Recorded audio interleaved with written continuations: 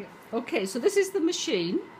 I put it on here because we have to press with one hand like that, and so it doesn't tip back. You put this in. Let's switch it off. Right, so you put that in there. You plug the back in here, and then you switch it on.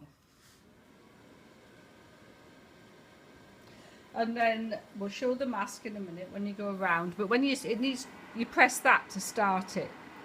Therapy. And that to stop it. Okay? Okay. Right, so we'll go around the other side now.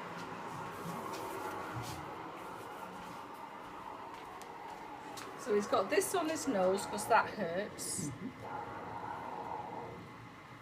And you put it on, and you need to put your hand, either you press hard here, or I tend to press against this because you don't want the air to escape. Otherwise it's not doing its job. So now we're going to start. I'm going to press that button, and Simon will nod his head when he's finished, and if there's a problem he'll shake his head, and you have to stop by pressing that button. Okay?